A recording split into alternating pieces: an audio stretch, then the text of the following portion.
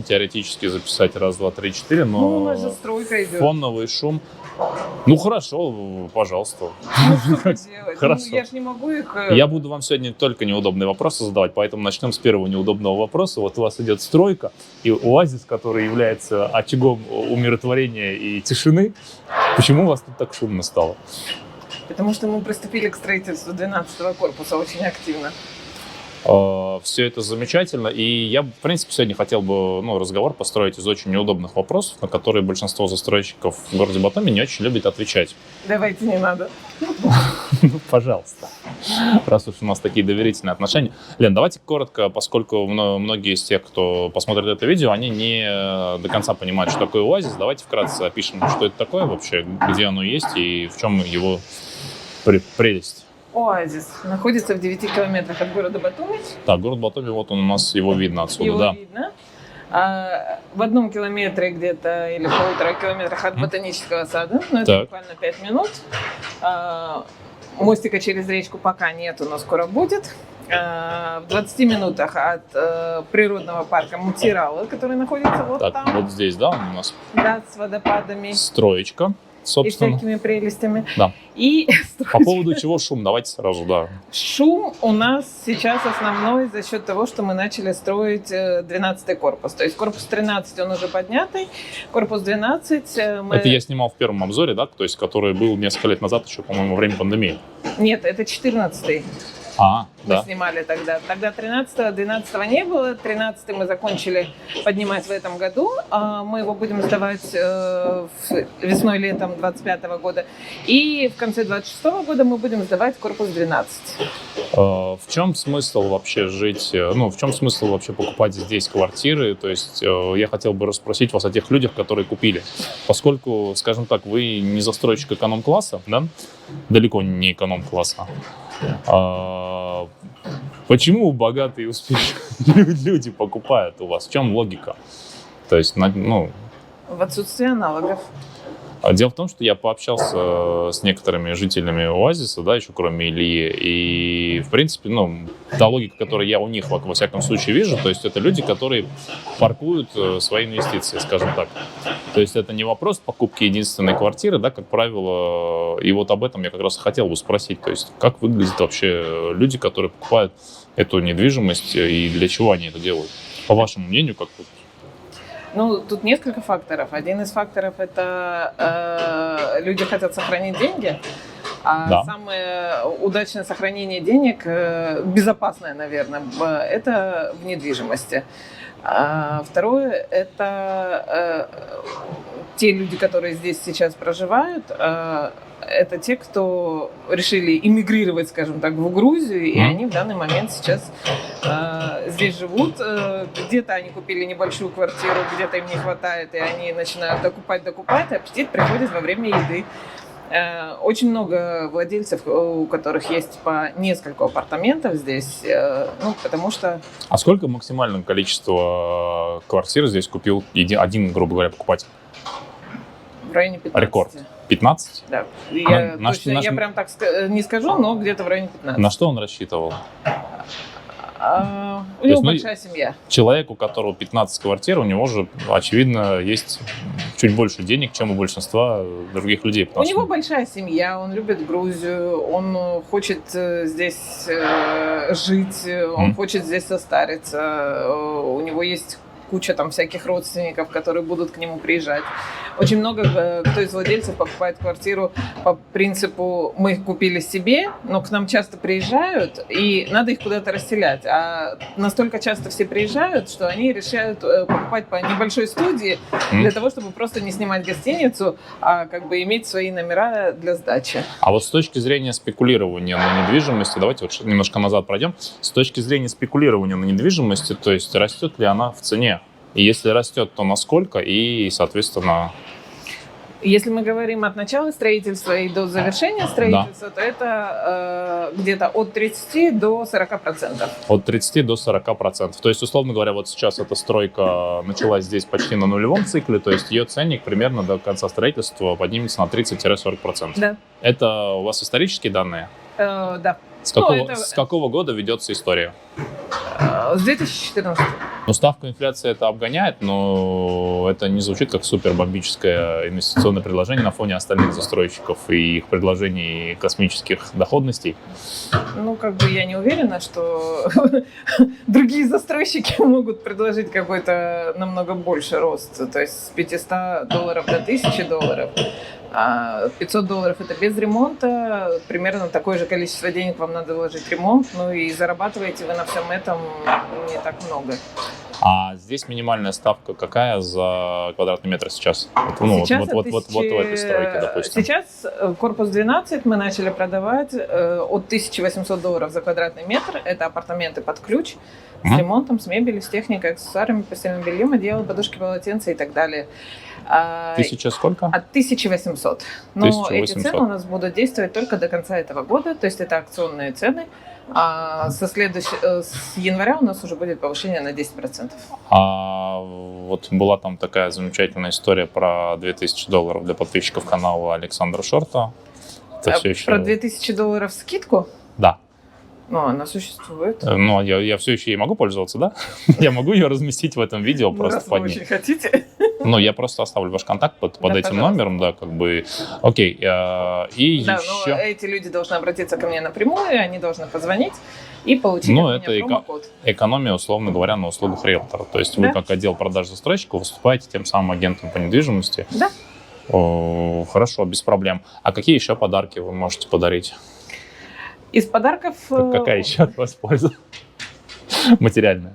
У нас много пользы, Александр. Ну, Из такого еще основного подарка, который сейчас есть, это теплый пол в подарок при покупке. он все еще действует. Он все еще действует. А до когда он будет действовать? Пока еще действует. Сроков не существует? Пока эти сроки не обозначены. Ну, ладно. Пока дарим. Хорошо, может быть, какие-то еще подарки? Я просто сразу все хочу узнать. Нет, больше ничего не дарим. Больше ничего не дарить. Тогда давайте еще, глянем, как говорится, с высоты птичьего полета. На сегодняшний день в Оазисе построено, что уже эксплуатируется. То есть начиналось все вот с этих маленьких домиков, да, насколько я понимаю? Да. Это 10 маленьких домиков. Да. Точнее, было 9 маленьких домиков, 10-й домик и корпус 11 строились одновременно, и потом уже сдавался корпус 14. Хорошо.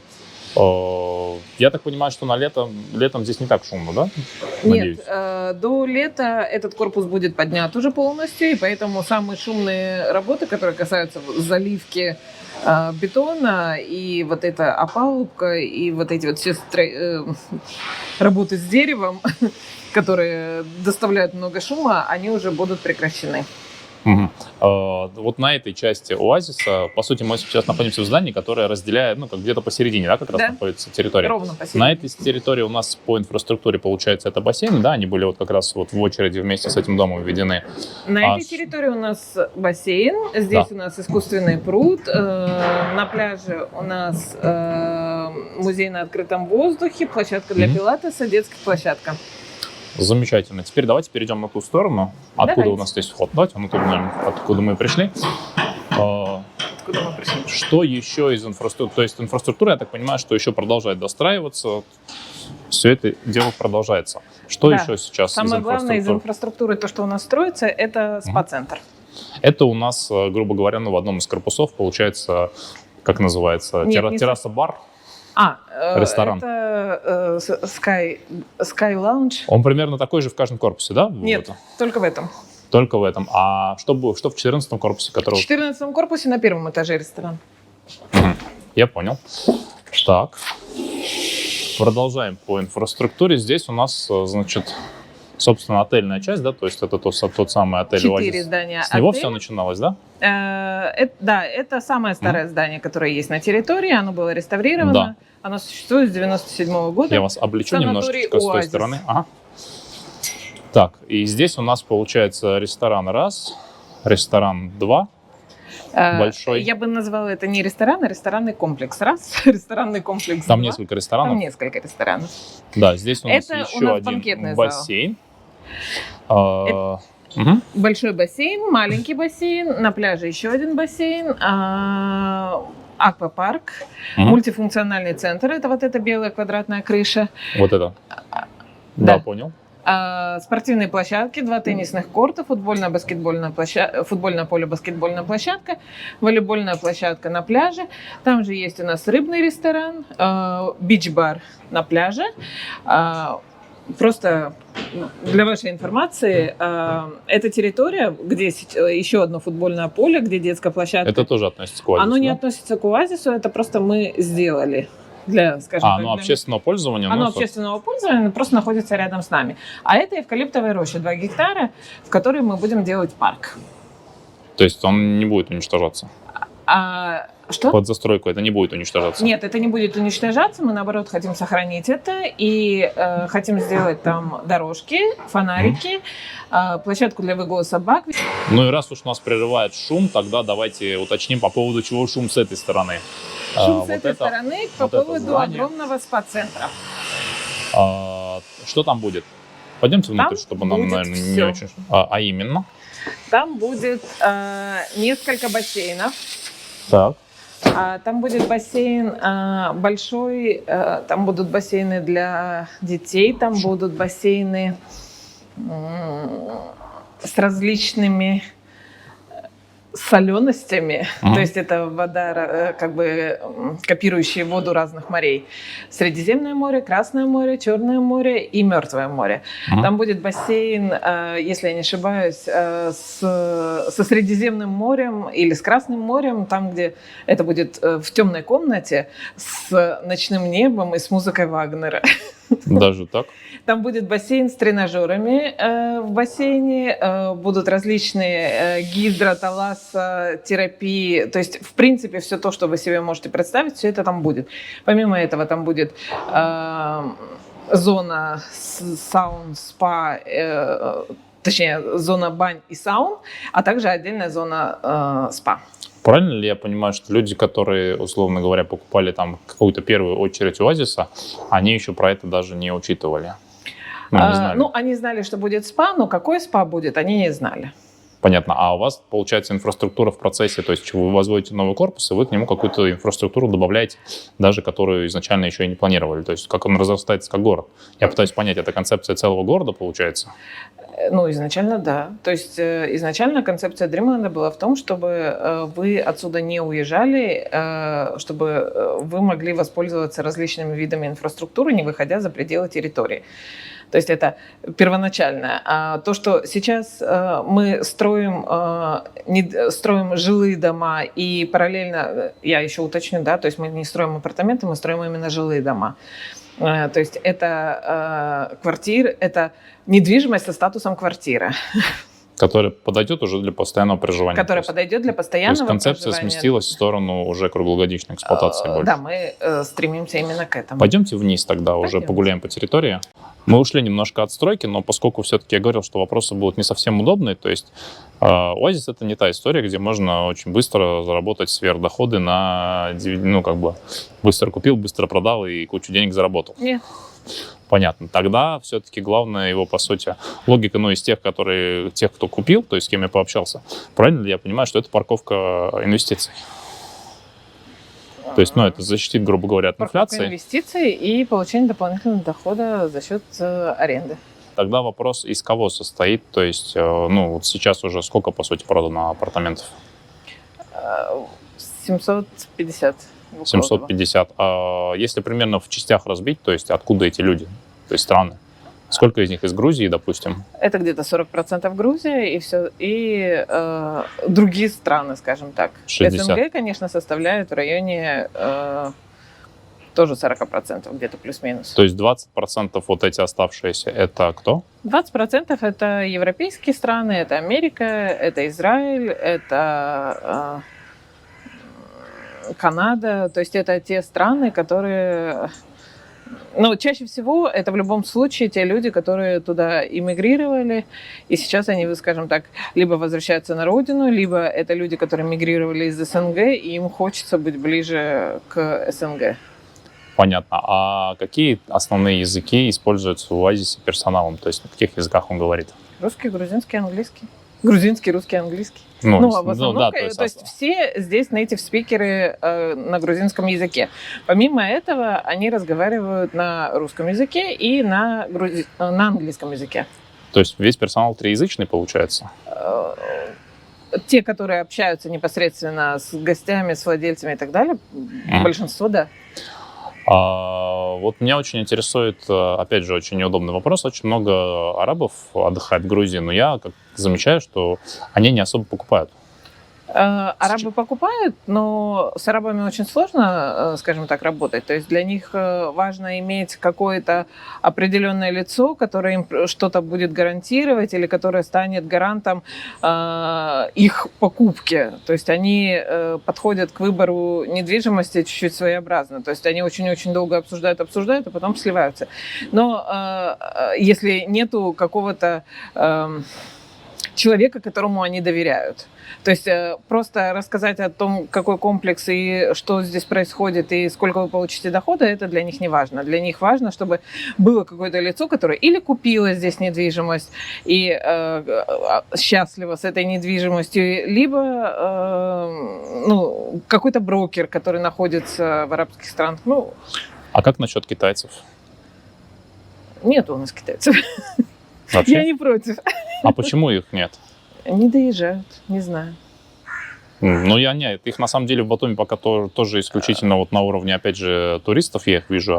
Я знаю, что в Батуми огромное количество сейчас китайцев, и вплоть до того, что там открылось очень большое количество китайских ресторанов, заведений именно с такой аутентичной китайской кухней. Да, и с аутентичным китайским ценником, который вообще не совпадает. Не аутентичным китайским ценником. Не аутентичным китайским ценником, да. То есть еда на уровне супа, там два супа, 280 лари, это, блин. Я чуть дешевле находила, ладно. Добро пожаловать в хот-пот. Я не понимаю вообще их, в этом плане ценообразования. Еще вопрос, да, давайте пройдемся. Еще вопрос по поводу, я, опять же, замечаю очень много поляков. Я вижу на улице в Батуми, я прям слышу польскую речь, то есть... У нас есть поляки, у нас есть прибалты, Литва, Латвия, Польша. Из таких стран, наверное... То есть такой достаточно мультинациональный контингент. А какие гарантии защиты инвестиций, в общем-то, предоставляет Оазис? Давайте, с технической точки зрения, как регистрируется право собственности? Я рассказывала, Александр. Я понимаю, но я же говорю, с того момента приросло очень много людей. Сейчас мы как раз идем на этом. Если здание строящееся, то есть такое здание, как 12-13, то мы подписываем предварительный договор. Да. Предварительный договор мы всегда оформляем в Доме юстиции. В предварительном договоре указывается кадастровый код на апартамент. Так. Я тут узнала, что не всегда в договорах указывается изначально кадастровый код.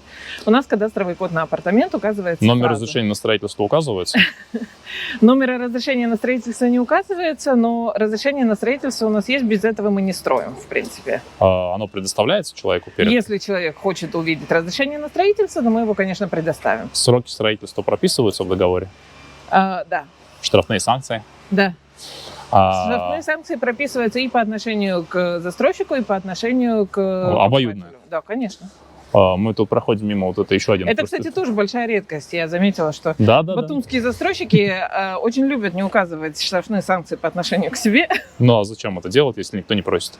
Действительно. Вы не попросили, да, мы вам не предоставили. Это у нас, кстати, еще один инфраструктурный объект, да, здесь у нас что, игровой детский центр? Нет, это не игровой, это просто летняя терраса, но очень часто, когда идут дождики или когда аниматорам нужны столы какие-то, то они приходят сюда с детьми играть.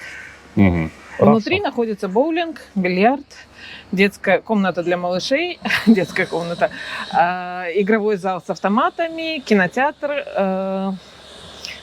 3. То есть это тоже все уже функционировало. Да, конечно. То есть это основной вид инфраструктуры. А насколько дорого здесь жить? То есть зимой.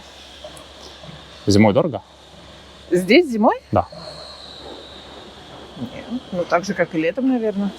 Содержание, я имею в виду, комплексы, коммунальные платежи, все остальное. То есть человек купил квартиру, да, условно говоря. Кстати, самая дешевая квартира сколько сейчас стоит? Самое дешевое, ну, у нас остались студии гостиничного типа Из готовых. из готовых. Так. Это студии в районе 30 квадратных метров. Они где-то стоят сейчас 65 тысяч долларов. Это где-то 2100 Ну, так же, как долларов. то, что я снимал Да, в этом, да? то есть это те готовые студии, Они еще которые... остались? Немножко. Это те готовые студии, в которые вы можете заехать и жить прямо сейчас. 65-78. Ну, то есть... В зависимости от в этажа, от вида. зависимости от площади, от этажа и так далее. Я понял. Продолжая тему неудобных вопросов, ну, я уже сказал, да, то есть идея вот парковки, инвестиций, она мне примерно понятна, но какие неверные ожидания у человека бывают при покупке, допустим, апартаментов здесь? Что не сбудется из того, что можно было бы предположить на входе? Мы не берем сейчас какие-то маргинальные и какие-то неадекватные чаяния и веяния, да, но вот неправильное планирование, неправильное представление себе комплекса, какое может быть у человека? С чем вы сталкивались? Ну, я сталкивалась с тем, что если люди приобретают здесь квартиру, то они думают, что абсолютно все будет бесплатно, они не должны за это ничего платить. То есть магия заключается в том, что поддерживание инфраструктуры все-таки требует определенных Конечно. вложений. Так. На сегодняшний день у нас есть бесплатная инфраструктура, у нас есть платная инфраструктура. Платная инфраструктура – это все то, что требует какого-то обслуживания. Дорогостоящего обслуживания, да. Например, аквапарк. То есть мы физически не можем, к сожалению, его сделать бесплатным для всех, потому что там будет столпотворение народа. Вот. Поэтому аквапарк платный. Но для владельцев у нас есть 50% скидка. У нас есть бесплатные виды инфраструктуры. Это все бассейны. Там за исключением одного на море, самого маленького. И, то есть всеми бассейнами можно пользоваться бесплатно, спортивными площадками, всеми за исключением теннисных кортов. Но в любом случае у владельцев есть скидка 50% на платные виды, до 50% на все платные виды инфраструктуры. То есть человек покупает, условно говоря, квартиру в комплексе, в котором есть озелененная территория, часть бесплатных инфраструктурных объектов, и еще, ну вот я опять же возвращаюсь к вопросу, насколько это дорого жить в оазисе, даже владея здесь квартирой. Жить в оазисе, в принципе, не намного дороже, чем жить в городе Батуми. Единственное, хочется все равно, то есть если вы же проживаете здесь постоянно, желательно иметь автомобиль, да, на мой взгляд. Потому что это как минимум комфорт вашего передвижения до города Батуми или там до каких-то окрестностей. В целом, для того, чтобы что-то купить, приобрести и так далее, у нас здесь есть небольшой супермаркет. Если нужен какой-то выбор продуктов побольше, можно дойти до центра Чакви. Он находится в 5 минутах. То есть там есть и базар, рынок, базар, там есть разнообразные магазинчики, там есть какие-то строительные материалы. Ну, то есть, в принципе, вы можете найти в этом центре все. Но если вы хотите погламуриться, скажем так, и купить какие-то более эксклюзивные продукты, то тогда надо ехать в Батуми. В Агрохаб. Ну, Агрохаб, там Карфур или что-нибудь такое. Гламуриться в Карфуре — это такая себе история. Нет, ну в любом случае выбор там неплохой. Ну, Агрохаб все-таки он и подороже, и с одной стороны и подороже, с другой стороны он поинтереснее. В плане именно лухари жизни, да, давайте ее так называть. Окей, какие-то еще неправильные представления у человека могут складываться? То есть еще люди думают, есть люди, которые ожидают как бы, ну, неверную доходность от вложений. То есть есть люди... Ну, по большей части мы обычно предупреждаем, что в среднем это будет где-то в районе 6%. Ваша доходность, если все зависит от того, как это будет сдаваться. Если... Мне уже, честно говоря, открыто надоели вот, ну, именно истории про то, что там 50% годовых ничего не делая и ни о чем не думая. Да, я когда рассматривала застройщиков батумских, и просто те застройщики, которые обещали сразу 50% доходности и роста цен и так далее, ну, то есть... Ну, надо немножко объективно оценивать ситуацию. Жизнь расставила все по своим местам, да? Да. Окей, 6% доходность? 6 – это от аренды. 6 это от аренды, Да, нет. и это с учетом того, что мы загружены сейчас в основном только в летний сезон, потому что из зимней инфраструктуры у нас есть только мультифункциональный центр. Ну и 10 это у нас, условно говоря, в среднем по году. Где-то будет 10 после того, как откроется спа-центр и после того, как у нас появится загрузка зимняя. Угу. Ну и, соответственно, существуют еще такие безумные взрывы на рынке, да, как бы, когда дикий повышенный спрос, когда все начинает сметаться под корень. Ну вот это как раз обычно происходит же сразу после того, как наметилась какая-то большая общемировая инфляция, все стало обесцениваться, и все начинает расти в цене. То есть в чем выгода недвижимости в этом смысле? Потому что она начинает расти вместе со всем. Деньги, которые лежат на счете, они расти не начинают.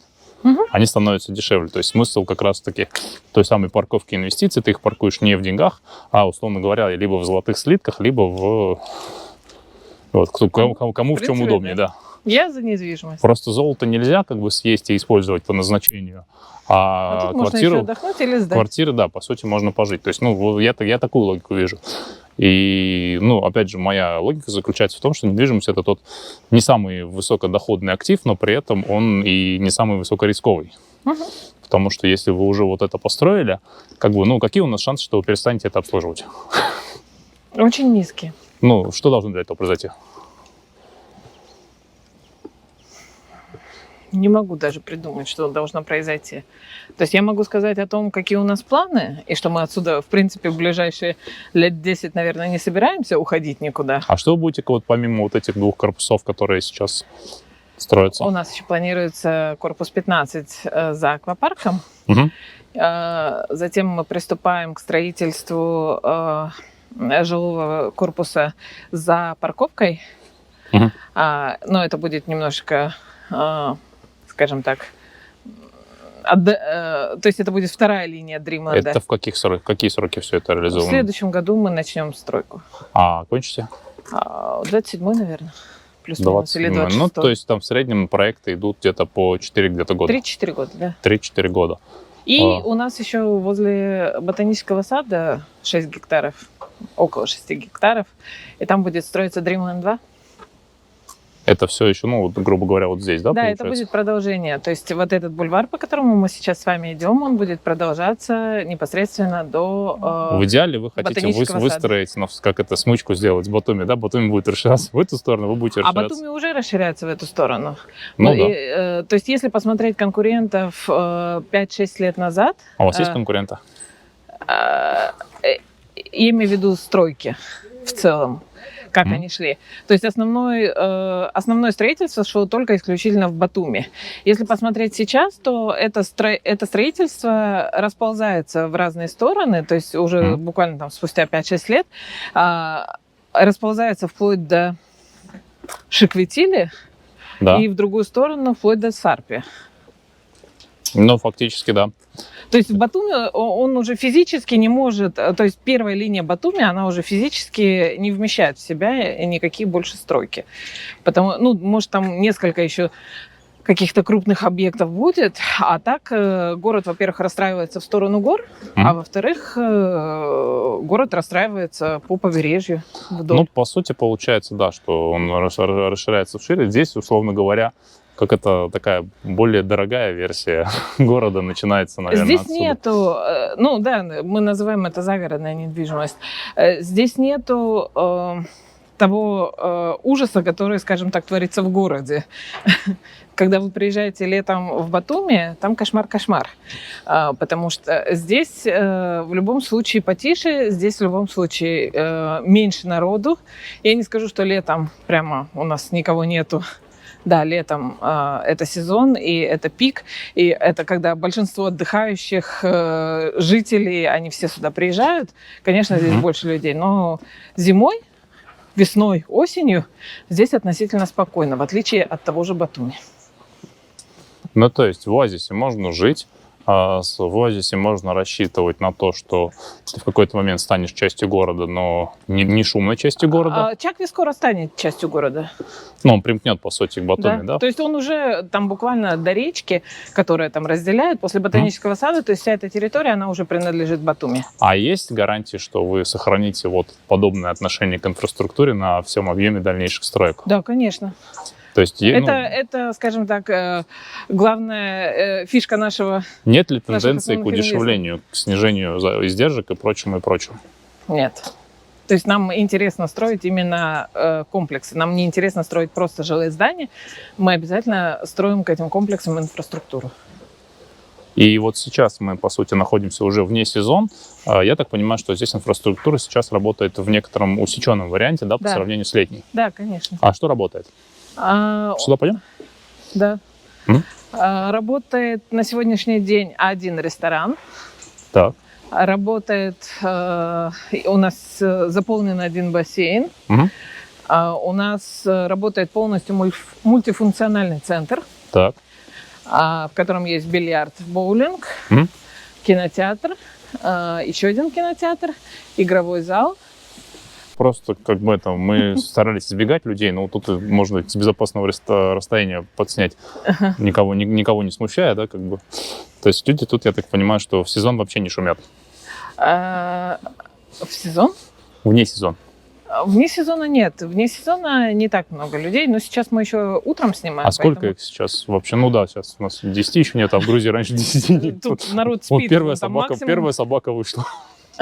Иди сюда, мой хороший. Иди, мой хороший, иди. Ты чей-то домашний, да? Ты чей-то домашний пес. А, такой барбос. Я такой. готов, такой все. Готов на все. Чудненько. Закончим последний дубль про функционирование зимой. Значит, вот как раз та стройка, да, которая сейчас открыты продажи. Да, корпус 13 открыт, и корпус 12, который чуть дальше строится. Так, и вот зимой, что здесь сейчас работает, то есть какой образ жизни человек ведет, приобретя квартиру здесь. То есть здесь у нас, вот я просто обойду, покажу, что вот он законченный, да? 12-й корпус. Да. Здесь, пойдемте внутрь, зайдем, наверное, внутри него и поговорим. То есть вот люди здесь сейчас живут постоянно. Да. Чем они пользуются, что у них здесь на территории работает? Чем люди пользуются? Люди в настоящий момент пользуются рестораном на 19 этаже. Они пользуются территорией. Если они хотят, они могут пользоваться маленьким бассейном, который здесь находится. Вот здесь, наверное, будет видно. Ресторан на 19 этаже, маленький бассейн, спортивные площадки, мультифункциональный центр. Да. Со всеми прелестями, которые там внутри Он находятся. Работает, то есть, да? Он работает круглогодично. И все зоны отдыха и развлекательные зоны, которые открыты у нас на сегодняшний день. В принципе, хорошо. И все это стоит от 65 тысяч долларов за квартиру. От 65 тысяч долларов в корпусе 14, в котором мы сейчас стоим, студии гостиничного типа. Это корпус 12, это корпус 13. Либо на этапе строительства более дешевый вариант?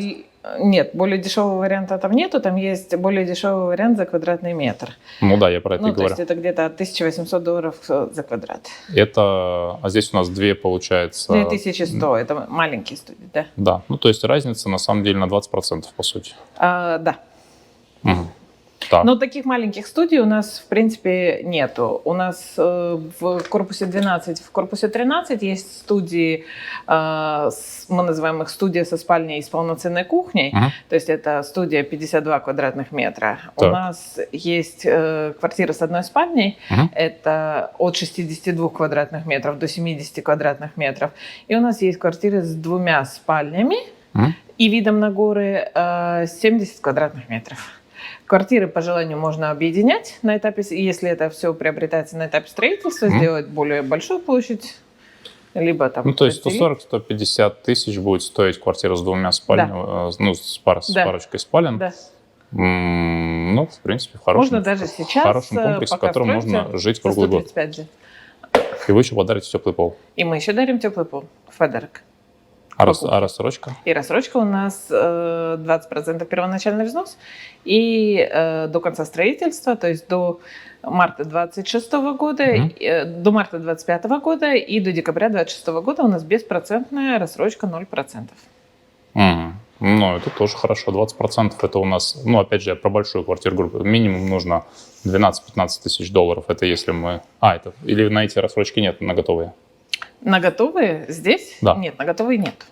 На строящиеся там минимальная площадь сколько? Минимальная площадь 50 квадратных метров, минимальная стоимость где-то в районе 95 тысяч долларов. 95, то есть ну, около нужно 20 тысяч долларов. Около 20 тысяч долларов, и остальное будет в рассрочку. Рассрочка там получится где-то сколько месяцев? 20? Рассрочка у нас поквартальная обычно, то есть составляется, то есть один раз в 4 месяца, но вы можете платить хоть каждый месяц, просто, то есть до указанной даты вы должны погасить. То есть это где-то 5 платежей для здания 13 и сколько То есть там? здесь можно не только парковать инвестиции, но и парковать свои заработки, по сути. То есть если есть фиксированный заработок, который позволяет, можно, в принципе, потихонечку рассроченными платежами платить. Я просто не вижу смысла в стройке покупать квартиру сразу за полную стоимость, потому логики нету. Если большинство рассрочек Батуми в Грузии, они беспроцентные. То есть эти риски, по сути, на себя берет застройщик. Я не знаю, почему они такие щедрые, но мне кажется, этим нужно пользоваться. Ну, это удобно. Почему нет? Да. Ну, вот это как раз то, что я и хотел расспросить. Есть еще такой момент, что можно взять сейчас на квартиру с рассрочкой, делать какие-то минимальные платежи, и уже в момент, когда в здании будут вставлены стекла и будет закончен фасад, можно взять ипотеку. Ну вот. То есть где-то последний платеж, то есть в том же самом марте, при оформлении квартиры, даже когда она уже будет готова, при оформлении этой квартиры можно будет взять ипотеку и продолжать платить какими-то более мелкими платежами банку. А ипотеку дают иностранцам процентов под сколько? Ипотека сейчас сложнее дается иностранцам, но в целом она дается, и это где-то 6-7%. Долларах? В долларах. Ну, замечательно. На 5-10 лет, кажется. На 10 лет. То есть можно еще и подлиннее платеж делать. А вы работаете с банками, в принципе, сразу же? У нас нету сейчас конкретного банка, скажем так, который наш банк, с которым у нас есть какие-то договоренности. У нас есть банк Кому Грузии. вы оформляли? Банк в Джорджии? Обычно оформляют в Банке Грузии или в TBC банке. 6% всего? Да. Прекрасно. Это потрясающе. Теперь я понял, зачем это нужно. Ну, если раньше, я добавлю, если раньше нужно было меньше документов для получения ипотеки иностранцам, то сейчас банки требуют больше документов. Как минимум они требуют справку о подтверждении доходов, справку о том, откуда у вас первоначальный взнос, что вы его добыли легальным путем. И нужно заполнять анкету и ждать несколько дней для того, чтобы они одобряли. А раньше это все было намного проще. В течение 2 дней мы получали одобрение. Сейчас немножечко... Чуть сложнее. Чуть сложнее. Но все равно здорово. То есть можно сейчас в ипотеку купить квартиру в Грузии под 6%. Можно. Большое спасибо за информацию. Пожалуйста. Встретимся на море.